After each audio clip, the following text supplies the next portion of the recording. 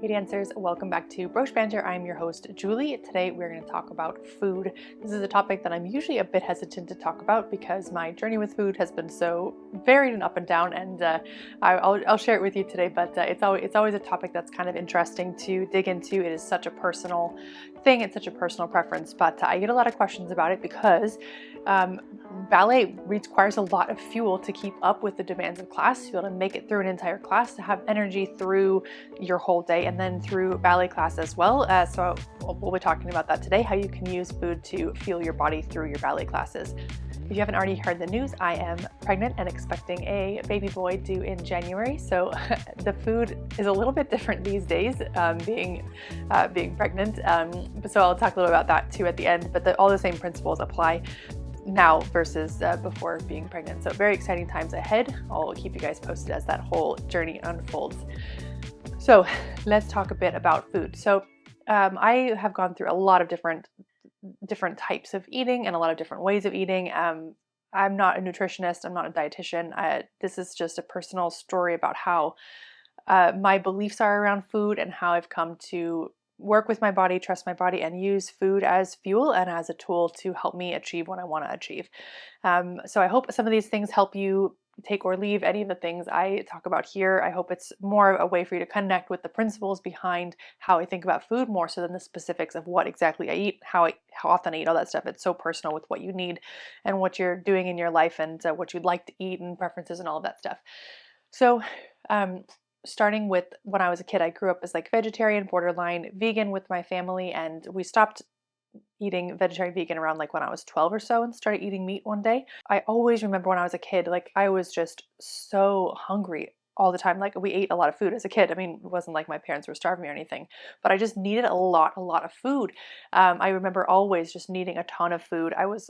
Grew a lot faster than everyone my own age. I was already like bigger than my mom by the time I was like 12 years old. So I grew very, very fast and was a very hungry child. So I remember being hungry a lot when I was a kid.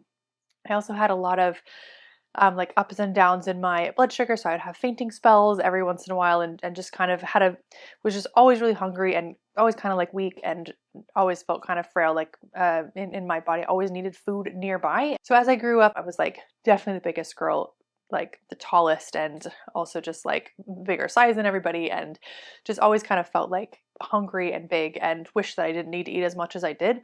So I would try various things of like trying to eat less or trying to go on like diets or whatever, but of course having like fainting spells and feeling weak, like I really couldn't sustain any of that and just always had to go back to eating like eating more food. But I didn't really have like a good relationship with food necessarily, or think of food as fuel like in a positive way. I just kind of like ate when I was hungry and did the best that I could to fuel and well, tried not to eat as much as I probably needed, just because I felt kind of self-conscious about A, how hungry I was, and B, and just that I was like bigger than everybody else. So this all kind of came to a head in college when I wasn't eating that great. Like I was in Manhattan, right? Like you've heard my story. I moved to Manhattan and I was just like, Manhattan is like food galore, right? Like, so we were having takeout all the time and like desserts. And I mean, there's just so much food to experience in Manhattan. So I was just like eating restaurant food all the time and like not watching when I was eating and just like really not even thinking about the type of food that I was eating. And then one day on the subway, I was riding the subway to school, and I had skipped breakfast that day because I wanted to have like my favorite bagel downtown or something when I got to school. And I actually fainted, like fully fainted while I was riding the subway. And that moment, I remember I got off the subway and was like, okay, like that's the end of that. We need to figure this out. Like this can happen. I want to be able to like last a couple of hours without food, without fainting. Like this, I have to figure this out. And so I was a little bit like shy to talk to a doctor about it. Like I had gone to my doctor and she had told me I needed to lose weight, that my BMI was too high. And so I was kind of self-conscious going to talk to her about it. And so I just started doing a ton of research and experimenting and learning about what healthy eating even meant and like what it even meant to have enough food and what nutrition even meant. So I ended up finding a lot of different stuff, a lot of different, books and blogs and articles and things like this, and found Mark Sisson, the author of The Primal Kitchen. And this was where I kind of got my first foray into realizing what nutrition even was, like what really what like protein was and what, healthy fats were and what carbs were and the balance of all of this and how to exercise within all of this. And I mean, I think we talked about some of this stuff in health class in school, but again, like at that point, I just wasn't ready for the information yet. I was still like trying to do my best to just make it by without without being as hungry as all my friends were. Um, so that was my first foray into really figuring out what food was for and what like how to even feed myself. Having grown up vegetarian, I was hesitant to cook meat. I didn't really know how to cook meat, so that was a whole new experience, like learning how to buy meat, learning how to cook meat, learning what to do with it, how to make it taste good. Like I started with just chicken breast and had no idea how to cook it, so it was just disgusting and like it's so gross. So that was a whole journey to figuring all of that out as well. But that was kind of my entry into healthy eating and a healthy lifestyle and kind of seeing like how I could actually keep my body able to do what I wanted to do. And, through all of this, I developed, I really had to relearn what hunger was and what different emotions were that could fit with hunger. So through all of this, as I mentioned, I had various fainting spells and, kind of was always hungry as a kid and really had to start teasing apart the difference between like being hungry, like when you actually are hungry versus when you're low energy versus when you have like fatigue or you're sick or you're sleepy. Like sleepy is a whole different thing. Sometimes can manifest as hungry. Sometimes just like a low mood can manifest as hungry. At least for me, it did. And so starting to tease apart these different sensations and these different feelings and which one was which. So if you're low energy while you're exercising, that can mean something different than if you're like hungry at the end of a long day and you haven't had food in a few hours. So that low energy feeling, like how do you fuel through that low energy feeling versus like you're hungry and your stomach is rumbling? Because you can have low energy or like a low mood but not have a rumbling stomach, and like vice versa, you could have a rumbling stomach and actually have fine energy, which is actually something I learned through this journey as well. So really learning what each of those things meant and then what type of fuel and what type of food you needed for each of these different occasions or each of these different moods or feelings was a really important part of the journey, to actually learn and listen to what my body was asking for, not counting calories, not saying like I need to restrict to 2,000 calories per day, because anytime I would ever count calories, 2,000 was never enough for me. So it's like these numbers don't make any sense to me. They're not working for me. It really has to be a more intuitive relationship with my body for what I need to in order to keep up with the demands of the schedule that I want to be able to have. So what I started to learn after eating this way, so eating mostly meat and vegetables and fruits, what I learned after eating this way for a while, I don't remember exactly how long it took to start to feel this way, was that those fainting spells kind of stopped happening. Like my body was no longer on this roller coaster of up and down, of junk food to junk food, and this sort of up and down feeling of going all the way down to faint and then all the way back up to satiated or whatever it was. So it was a lot more even keeled, where I could then, from that base of a much more even keeled energy level versus up and down, from that base of that basic energy level, could then start to play a little bit with not eating. The reason I did that was, intermittent fasting is a part of a lot of these like sort of trendier diet things. Now, I'm not recommending starving yourself. As I mentioned like earlier, I had some difficulties with that as a teenager, whatever. That's not that. The purpose for this was that I had developed a little bit of a fear of being hungry. I was afraid of being hungry. I was afraid of that feeling of low energy. And I started having like anxiety if I was having those feelings, because I was afraid I was going to faint. And I was afraid that I was going to pass out if I started feeling those feelings. So I really didn't know what true hunger felt like, because I was feeling like anytime I would get close to it, I started getting anxious and a little panicky and just would eat to resolve that feeling. Ironically, the anxiety and the panic can also manifest as feeling low blood sugar. Like they both have a similar feeling that you're kind of blacking out and losing consciousness a little bit. So they kind of manifested as each other. So it took me a bit of time to detach those things and to be able to feel beyond that point, to feel what hunger actually felt like, because I was always stopping myself short, and then I wasn't actually understanding what the spectrum of what my body was actually asking for, because I was confusing anxiety with hunger and panic with hunger, and then just putting sugar in there to try to make myself feel better right away. And it was very, very, very up and down. This could be the same thing, like if you're feeling low energy and you just eat the sugar or eat something quick to get that energy back, then you're kind of missing some of those signals that your body is asking for. So at some point when I was living in New York, we did start my company working from home. And that was a great time to start playing with intermittent fasting, because I was at home. So if I started feeling faint, the kitchen was right there. I could grab a snack and felt safe to experiment with some of those feelings and felt safe to push myself a little bit to see if I could get beyond that edge, beyond that scary feeling of starting to be a little bit hungry. Like we're not talking 12 hours fasting here. Like I'm talking like I could make it 3 hours or 4 hours. Like I was very anxious about this feeling of hunger. So I would kind of play with pushing a little bit further and say, okay, can I make it 20 more minutes before I grab something? Can I make it 5 more minutes before I grab something?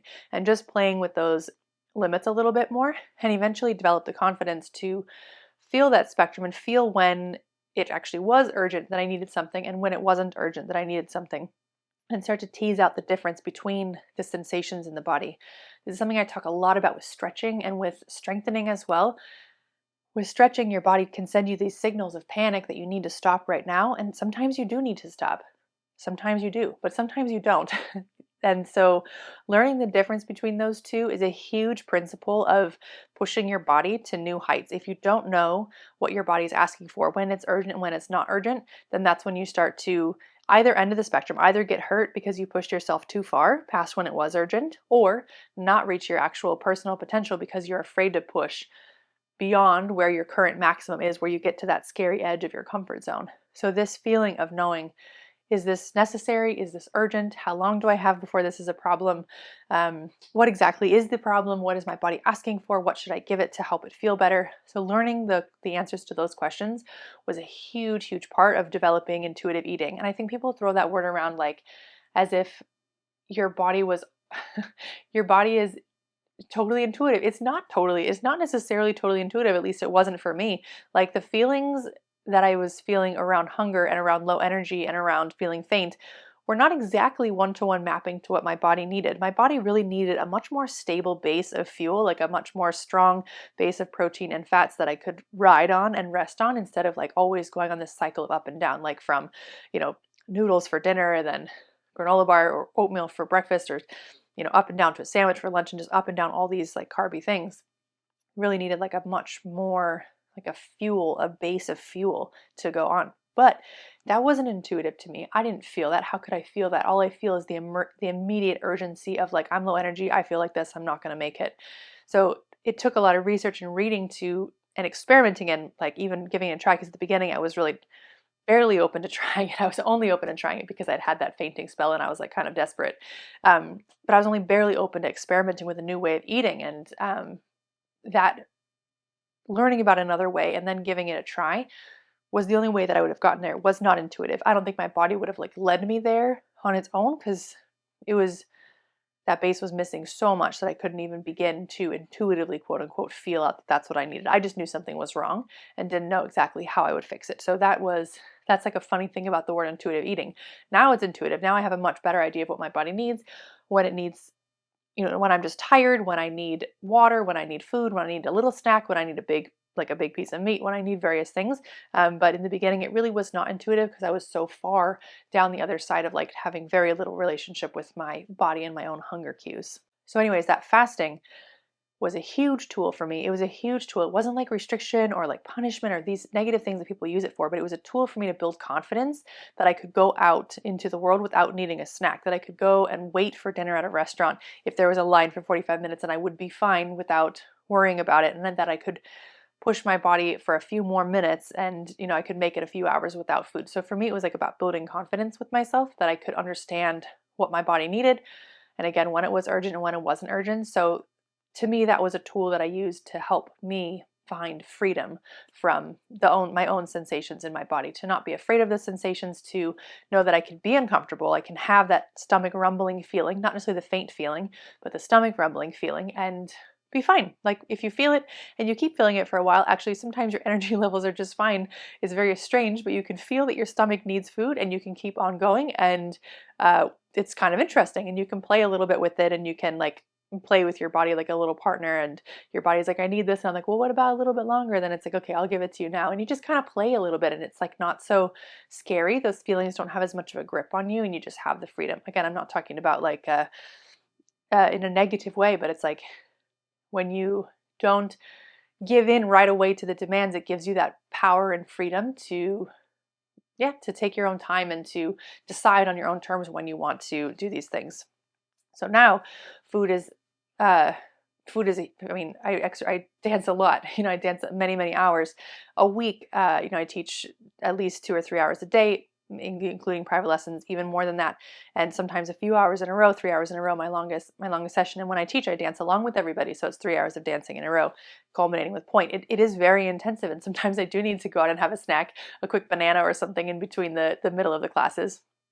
But when you exercise this much, you have the opportunity to really feel the consequences of the choices you made the day before. So usually for me, my anchor point is a really, really big dinner. I love a really big dinner. I'm talking huge, like a pound plus of meat. Like this is the kind of thing I'm self-conscious about because I eat so much food. I'm talking like a pound plus of meat with, maybe a roasted squash, or maybe some rice, or maybe some sourdough bread. My husband makes sourdough from scratch. We've had the starter since we lived in New York. But I eat huge. If that is like slightly smaller, like if we eat out with somebody or we have a slightly less food, the next day I can really feel it in my body. I can really feel that I need to eat sooner. My body has way less energy when I'm in class than when I'm teaching, and I can really feel like the tank is not all the way full if I haven't had like a full dinner. Throughout the day, then eat I like really full fat yogurt, like 10% yogurt with banana. That's my favorite for right before class. You get a huge boost of protein, a little bit of carbs, some good fat, and then I like afterwards a little meat snack between my afternoon, my evening classes, and then that huge dinner that I always look forward to. And without that, like I said, I like that huge base level of satiation, and then the little things on top of it is usually for me what I love to do the most. Again, if I don't have that base layer, I'm needing to eat so many more things and more times throughout the day, which is fine, but I prefer not having to spend so much time eating and finding food. And then you've got 10 decisions you've got to make, and hopefully they're all good ones. So I find if I get that really good solid base of food and base of fullness, then throughout the day it's just like a little maintenance here and there to be able to keep it up. And to be able to keep it up, to keep up the energy levels for class. Of course, now that I'm pregnant, I'm eating way more than that. It is insane. that whole dinner, and then I'm eating that yogurt first thing in the morning instead of usually before. I would delay the yogurt until class. So I like to try every morning to wait as long as I can to eat. Again, this is just for me and my body so that I feel connected with my body. I really get a chance to feel those sensations in my body and remind myself that I have a relationship with my body, and that I am not afraid of what my body is feeling, that I don't fear the sensations in my body. So in the morning, I will wait until I can. Sometimes it's 10 o'clock, sometimes 11 o'clock for the yogurt. Now that I'm pregnant, that's not what's happening. It's very urgent, and I can tell from all of this time with my body, I can tell that my body is like not messing around and it needs the food right now. It's like there's no negotiation with this, so fine. Whatever, it needs the extra food. That's great. I'm happy to give it happy to give it. It's a different type of relationship right now. I wake up, eat the yogurt right away. Then again, try to get a second breakfast in before I teach. I like to go 4 eggs, a piece of cheese. If there's any leftover meat from the night before, chop that up and put it in there. Then after class, eating like pork rinds, bone broth soup, a glass of whole milk, a glass of apple juice, all of that stuff, and then go teach, and then have that giant dinner after all of that, and then a big plate of fruits to finish off the night. So that's like what I'm eating nowadays. Sometimes I need even more than that. Sometimes I need a spoonful of peanut butter or some other things throughout the day. But I will say that the amount that the food affects the amount of energy that I have is insane. Like while I'm teaching, I can feel in my body, the arms are heavy, the legs are heavy, the body is sluggish, and you can feel that your body does not have power. Your body does not have nutrition. It needs that nutrition. And like I said in the beginning, it is such a personal preference what that is for you. How you're getting that, do your research, figure out what kinds of things fuel your body, what kinds of things give you enough protein and fat and carbs to keep you going throughout the day. But once you get that base level and you're that attuned to your body, you can feel that I did not eat enough food yesterday, or it's been 3 days of not eating enough food, or I've been traveling and therefore I'm like at a deficit right now and I have to build back up my base of energy so that I can work from that. You can really feel the effects that it has on the body, the sluggishness, the low energy, the sort of brain fog. You can really feel that. And that's the kind of relationship you're looking to have, so you can kind of understand what your body needs, what choices allow you to do what that particular day or the next day, and how to navigate fueling your body. Food is absolutely fuel to me. I want to do a lot of stuff with my day. I'm sure you do too. You're watching a podcast about how to fit ballet into your life, you're a busy person and you're here trying to learn about how to fit ballet into your life, how to get more fuel for your body. So absolutely finding the right food for you that allows you to do what you want, to give you the freedom from that low energy and from that feeling of sluggishness. Getting the right food is so, so, so important. And when you do, then it makes it easier to not choose other foods that aren't going to fuel you so much. So if I choose to eat something a little less for dinner, or a little bit more, like if I'm eating out at a restaurant or something and it's not as big of a portion or it's not enough food, I can really feel those choices the next day. So it's very motivating to stay on the food that really helps fuel the body and not get off track with that. It's much easier to make those choices when you know the next day it's going to affect what you're able to accomplish that day, what you're able to work on, how long you're able to last, and if you're able to actually do what you want without having to rest or to eat more. It really helps you make those good choices to achieve your goals. I also am a huge fan of electrolytes and creatine, and I start my day with both of those every day. Electrolytes I find to be extremely helpful, especially when you're sweating a lot. I mean, I live in Florida, so the sweat is just a fact of life down here. So the electrolytes really help replenish the body. So helpful, so you're not having to drink quite as much water. You can just get a bit more hydrated right from the beginning of the day. And then I added the creatine in. I don't know if it's been a whole year yet that I've been using creatine, but I really like it. I really liked the creatine.